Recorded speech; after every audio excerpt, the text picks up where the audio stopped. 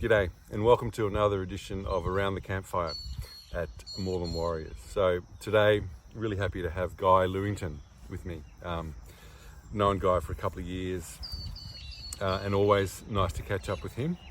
And just a reminder for you guys, you know, the whole point of these Around the Campfire chats is to just give the opportunity for men to share their story.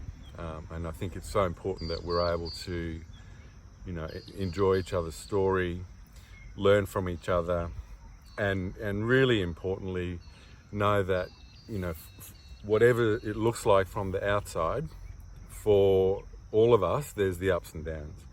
So, you know, I think it's really important for us to share that as our successes as well as things that we struggle with. So just a little bit of what I know of Guy. He was a geologist and has traveled the world probably 4 or 5 times around, and then ended up owning his own quarry here in southeast Queensland, which you recently sold. Was about a year ago? On the 31st of December. Right, so Yeah. less than a year ago. Yeah, 3 months ago. So, you know, I guess, Guy, thank you for joining us. I really appreciate you giving your time. No problem. And if you want, you know, would you like to give us a little bit of a timeline and a history of you? You know, how did you start? You know, what was it about geology that caught your eye, and then what happened from there? Look, I think my modus operandi actually goes way back to the beginning. Well, let's start there. I think we need to go way back, because you don't work out. It's hard to work out why you do things. Sure. But I think I've got the measure of some of that by reflecting back to those early days. Right. And I was born in Hobart, in Tasmania, in late 1951. Nothing, father and mother and an older brother and a younger sister still to come. And what happened was really traumatic. Right. In the first year of my life. Right. My mother thought I was a pretty handsome young looking kid. So what did she do? She entered me in a baby competition. Right. At Government House in Hobart. Now, what happened is that there was a meningitis outbreak at that competition. Oh no. And a lot of the children died. And I went into hospital.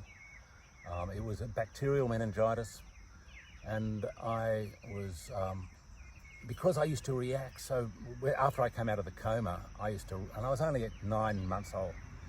When I came out of the coma and I saw my mother, I used to react so, needily, if that's the appropriate word, that they stopped her coming.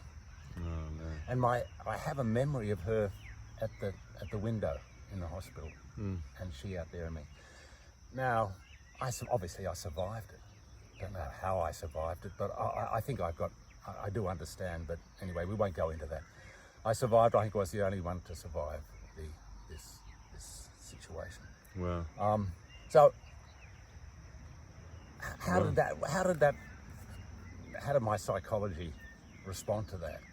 Obviously, there was a lot of neediness, a lot of fear, a lot of that was underpinning me at that time. And so, but I had a very nourishing and a fabulous childhood. And so, but still, that's there. Sure. And I have to realise that was part of me.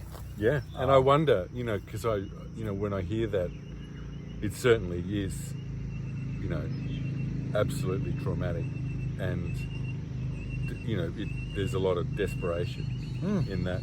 Yep. And I wonder, you know, on the flip side of that, because I know you love to travel and have travelled extensively, I wonder if that, you know, gave you, on the flip side, the ability to know that, you know, pretty much no matter what happens, I'll be okay. Yeah, look, no, I've also been born with this incredible optimism. Right.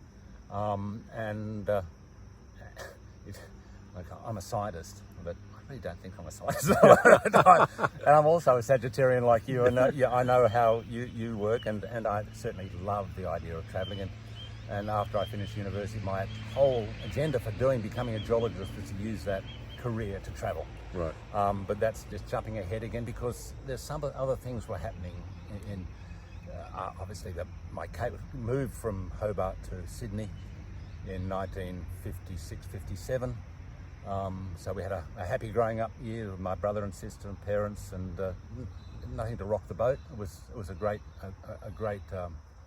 family. It was tremendous. Father was he was a single child. He was a bit of a loner, but my mother was very gregarious. She was an artist and a very creative person. My father was creative too, but he loved to work down in his workshop, making tables, making easels, making you name it. He was very, very good at it. So there was a lot of creativity in our family.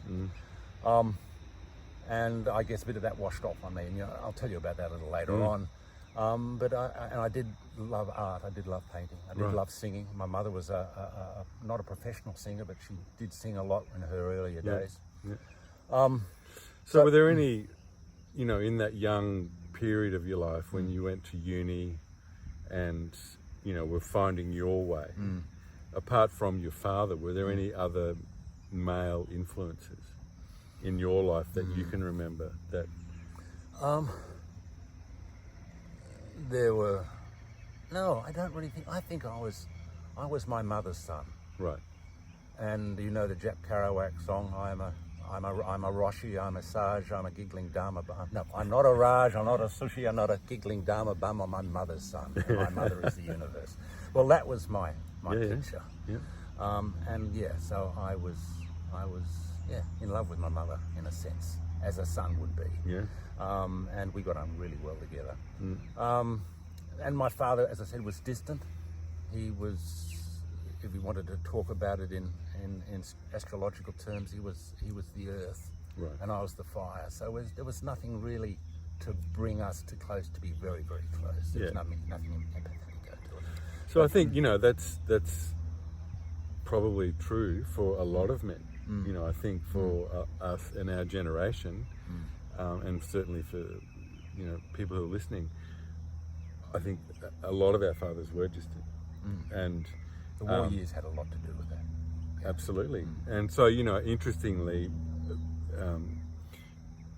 a bit later on today, I want to ask you about how it's been for you as a parent, because I know that's something that you love and you love your kids.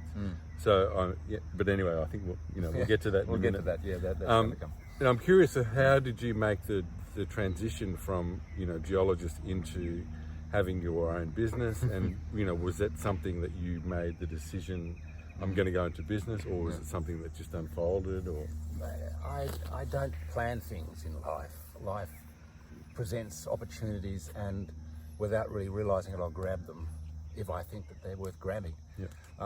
So I got my geology degree, got a good honours degree, and I was out there in the workforce. I actually worked with the CSIRO for a little while, but as I said, I don't see myself as a scientist, and that was a blessing, in a sense, because these other creative things were always around me. Right. And I won't go into it too much detail, but except that after I got my degree, I worked for a year. Then I decided I'm out of here, so I'm off to South America. And before I went and saw my mother's very close friends are clairvoyants, and I used to see clairvoyants all the time. And me as a scientist, go see clairvoyant. I mean, crazy. But I couldn't help it, because Joy Brahms was one of the best clairvoyants in Sydney, and we knew, my older brother, was a very close friend of hers. And so Joy told me, she said, "Guy, you're going to South America, and let's have a look at blah, blah, blah, blah, blah. You're going to look death in the face." Oh, really? And I said, "What?" She said, "Yeah. Around early October of 1975, and I was leaving at Easter 75, she said, "Very careful, be careful. You are going to be facing death." And okay. So I said, I took that on the chin. And Thanks. I said, well, if I wasn't going to South America, I'd still be looking at death in the face. So why not look death in the face and have an experience? So I went home to Mum and I said, look, this is what's happened. She says, I'll throw a chart. So he threw a chart and said, Jesus, guy, early October's not looking good for you. And I said, oh, really? That's not too good. But it didn't stop me, because this optimistic thing about, it'll be all right, it'll work out, was there. So I took the boat and went via Panama and down to Ecuador, and then I started my travels. And I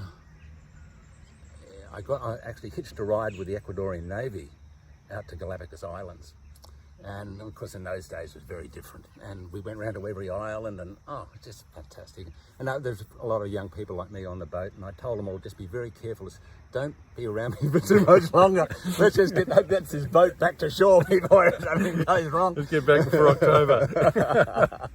Anyway, got back there and we went, I hitched off down into Peru, and I had some geology mates there, and we from Poland, Polish geologists and engineers, and they took me up into the high country in the western Cordillera.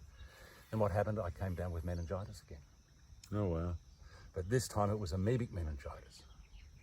And how I picked it up is I'd been swimming under a volcano in Ecuador, and I got amoebas up my nose, and those amoebas had gone through into my brain.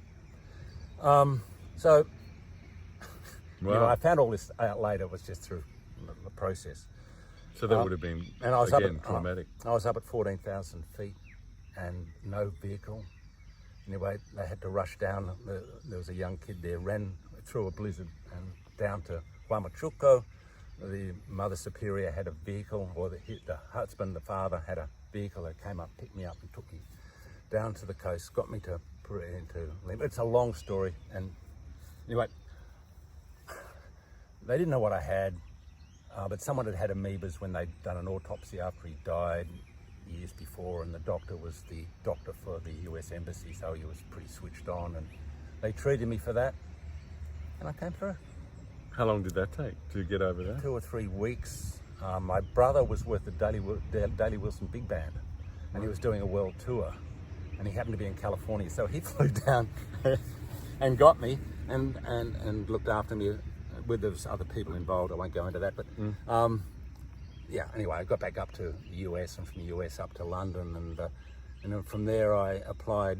After I was a very close friend of Alan Yates. Right. Alan Yates is the author, Carter Brown, maybe before a lot of your time, but he was the most, after the Bible, his books were spread worldwide. Carter Really? Brown. Oh, God.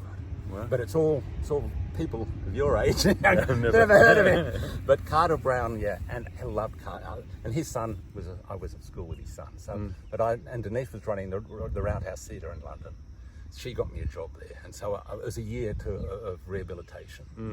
And then I applied for the Zambian Geological Survey, and I got the job in Zambia. So flew down to Zambia, and spent 3 years in Zambia, just working out in the bush. I had a field crew, and I was mapping the country. Wow. And that was a fabulous experience. Then came back to Australia and became in a geology thing, and so I'm working for the man, and one job after another as geologists move around. And I had a very successful career. And this is someone on my shoulder. I've always been told someone's looking after your kids, so just keep going with it. And so I discovered 3 huge gold mines. Massive things. Wow. And Whereabouts were they? Or can you tell us? they were all in Western Australia. One was called Kanowna Belle. Right. It's still going today. Another one was Sunrise Dam. It's still going today. And the third were the Walloona deposits at Nimmery. And they were moved in with another group of deposits. And that was through a couple of companies I worked as exploration manager for. So I felt I'd done all I needed to do. So I decided to chuck it all in. My wife was, as well as that, I'm not a real businessman like all these people around me were. And the reason I found these deposits had a lot to do with this other thing in me, this creative thing rather than this finite geological thing.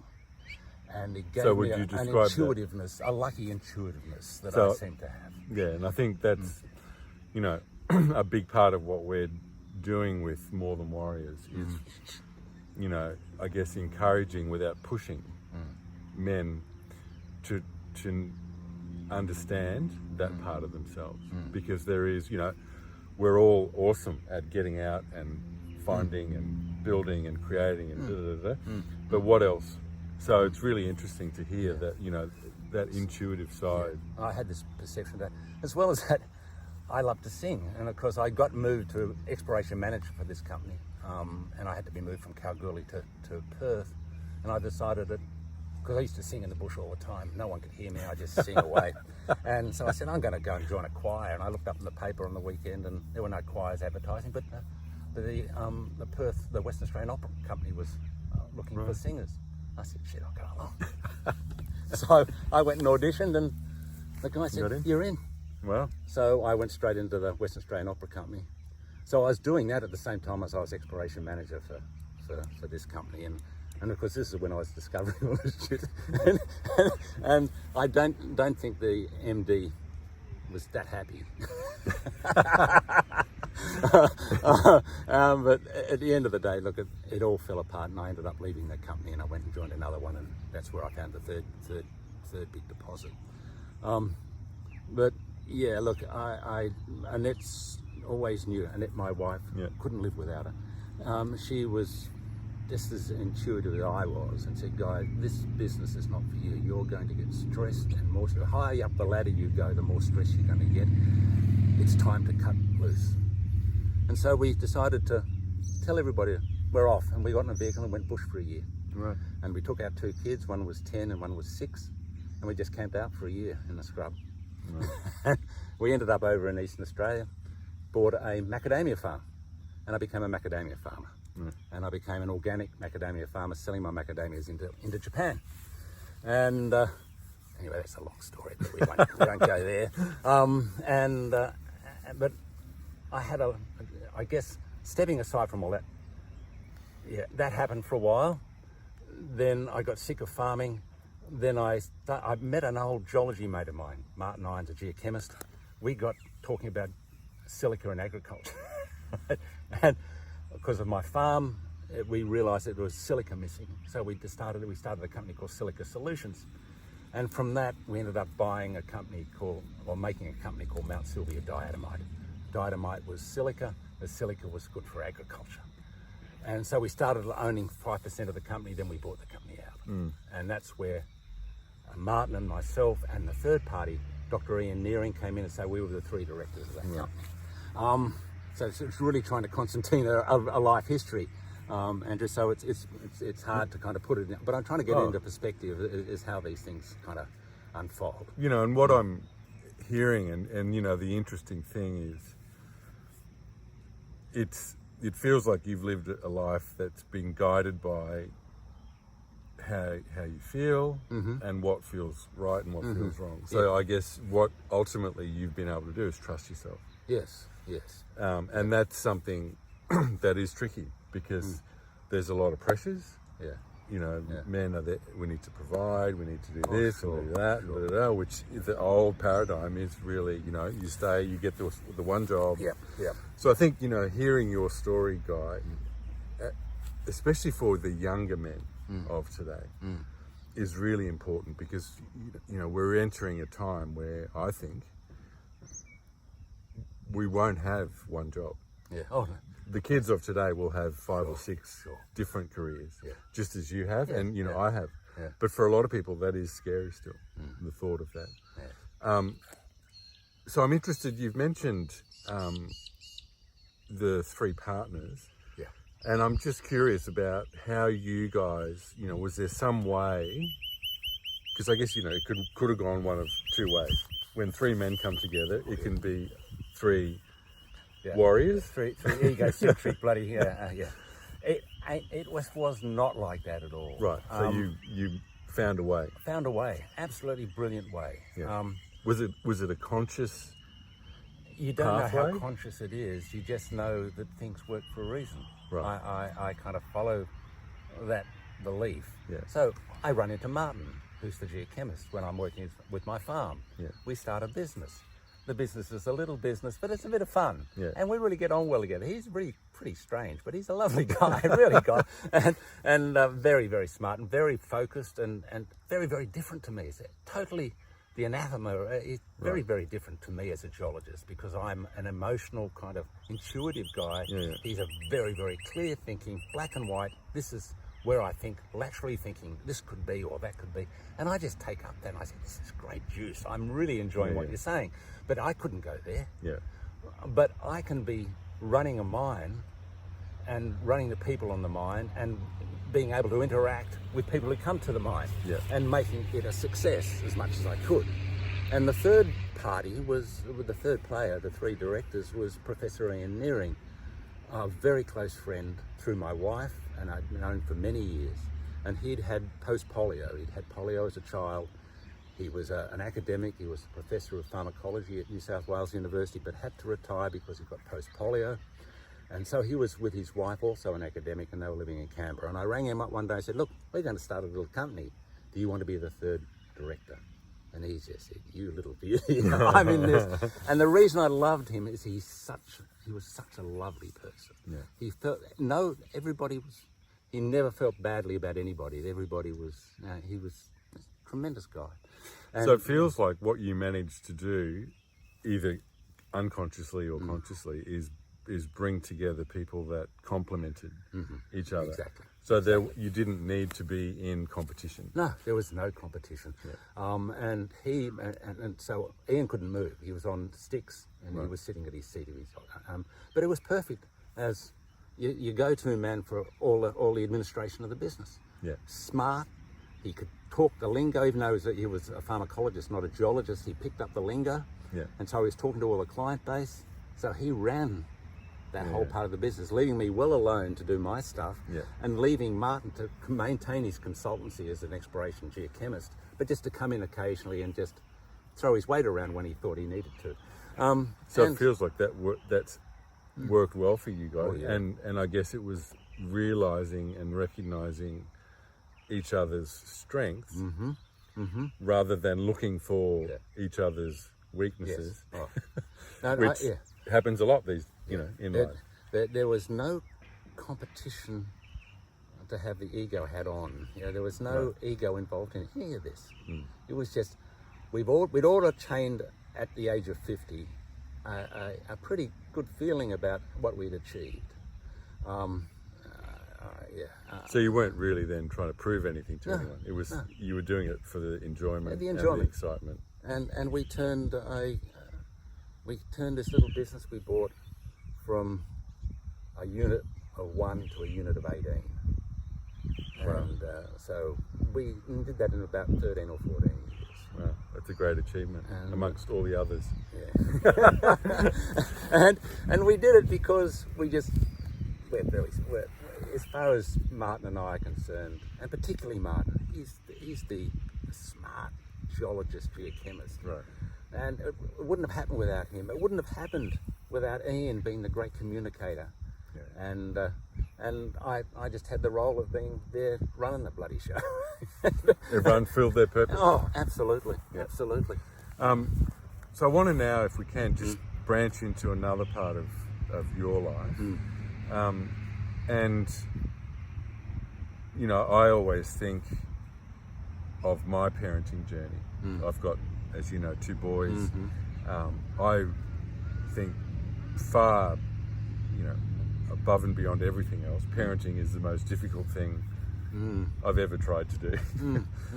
And I'm curious about your journey with parenting from, and I guess from the perspective of how you show up and how has that changed over the years?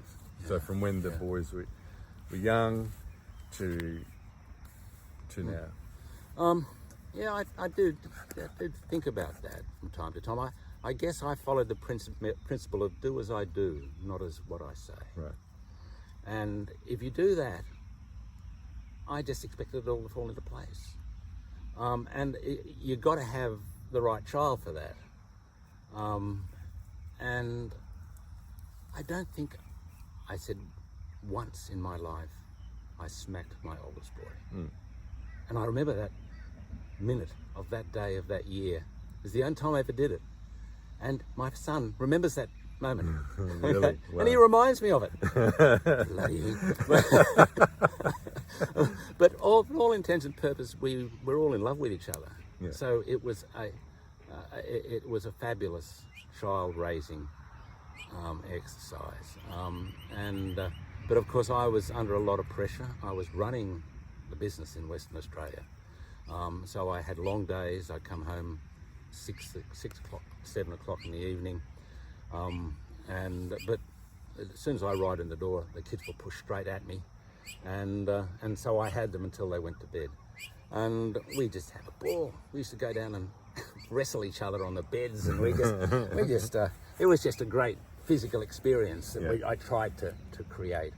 And we did our traveling together. We did our holidays. But I wasn't a hard parent.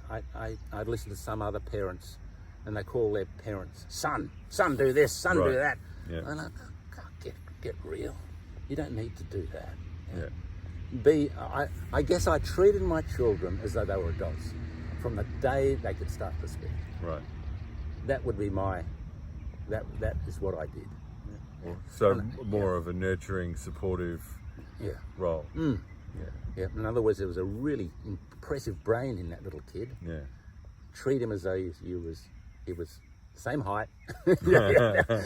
And then you just, they do the wrong thing, you just say, come on, let's think through this. And so we didn't have very, very melting moments were really difficulty were not really in our household. I don't recall them. Maybe Annette's got a totally different picture. You could say, you lived in a fairyland. It wasn't like that at all. But that's how I saw it. Yeah. And look, we are exactly the same today. Magnus is living at home again because he's got a bit of health problem at the moment, and Joe at 34 is living away with his partner and up in Brisbane, and we're just good mates. Yeah. Awesome. That's the way it should be. And the other part of our lives, that often we don't talk about, and certainly, it's up to you how deep or not you want to go, is in our, because I guess our intimate relationship changes, and as we get older, I guess we can approach it with a bit more wisdom. But again, for me, it's about, if I think about the way that I used to show up in my relationships when I was younger, it was probably a little bit more about me and less about we. Yes, that's right. So I'm just curious for you, what have you noticed from early years through to now? How do you show up in those relationships? Yes, in the early days I was a career man, and Annette, a very, very strong academic mind. She forgo or for something, or forgot it. Hopefully she's forgotten. And she took on the mothering role, really took it on full bottle. And I know she was in a really unique position, not unique, but most mums couldn't be mums and mums alone in that period through the 70s and in the 80s, I should say, 80s and the 90s, because the world was a changing place. And so, but because of the position I was in, she didn't need to do that. So she took on the mothering role really, really well, and she did a fabulous job. So I was focused on my career, and then of course, because of the nature of who I am, I think I got to a lot of professional people who worked under me, who were very, very ambitious and didn't like kind of the way I operated, which was laissez-faire in a sense, right? It wasn't the way you should be doing it. But hey, I'd done the business. But anyway, push came to shove, and I had a very, very difficult time with the CEO of business that I found 2 of these 3 deposits. And he wanted to make me go back and be a geologist in the bush, and I wasn't going to have that. It was a retrograde step in my mind, so I left. I walked out and really recreated another business totally, which of course went very well as well. But I had a meeting with Annette, with my wife, and I said, look, it is time to switch roles. I'm going to give it away. Because I was still singing with the opera company and I was painting. Had a bit of that in me. And I said, I'm just going to do that. You take on the role. Oh, wow. Right?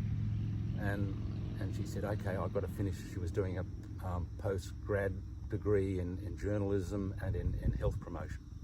I said, well, you finish that off and then it's your time in the sun. I'm going to do my stuff. And so that was agreed. But nothing ever is the way it didn't kind of work out that way. I met a bloke on a plane. I knew him because he'd worked for me when I'd been with these businesses. And he said, you're not going to give it away, Guy. I said, yeah, I'm going to draw a line in the sand. I'm out of here. He said, no, you're not. I'm going to put you on. I'm starting a company and I want you to be the exploration manager and business development manager of that company. And you're going to be the only employee. And I said, I couldn't say no, could I? So, yeah, that's what happened. So, I guess one of the things I'm hearing from you right through your story is the importance of relationships in your life. And, I guess it's true for everyone, but for others, it's really a fundamental, need and something that you've created, great relationships. It sounds like and that was really one of the driving forces for you when you chose who you were going to go into business with. It was less about, I can see we're going to make X amount of money. It was more, this will be fun. This will be fun. Yeah, absolutely. And I've done it all again. I've just started. I know I'm in my late 60s, but I started this new business, which is really, it's in compost. And I think I've told you a bit about it, but anyway, we can talk about that later. But it is really exciting. Commercial. It's going to replace chemical fertilizers, this stuff. And it's going very well. And that just all happened in the same way. That's just things happen. Yeah. But you've got to be out there kind of with your ears flapping and the radar on. Yeah. So my last question, Guy, is if you look back to that young boy who was maybe sitting in that room being told that October might be a bit tricky. With all the wisdom that you have now and all the lived experience, what would you say to him? What advice would you give him? Just do what you do. Don't do what you actually do. And don't allow obstacles to be in your way. Just do intuitively what you feel you have to do at the moment. Yeah. And I guess that's been my life, I suppose. Yeah. And it's been a great one. Awesome. Okay. So thank you so much for taking the time to spend with us, and thank you guys for tuning in. As I said before, this is really just an opportunity for us to share stories and do as men have done, for thousands of years, although we don't have a fire, but it's really about, that communal space where, we sit down, relax, have a chat. So thank you. And I love talking to you, Guy, because your enthusiasm is catching. So I feel like I have to go and create something now. So thank you. Thank you so much. Thank you.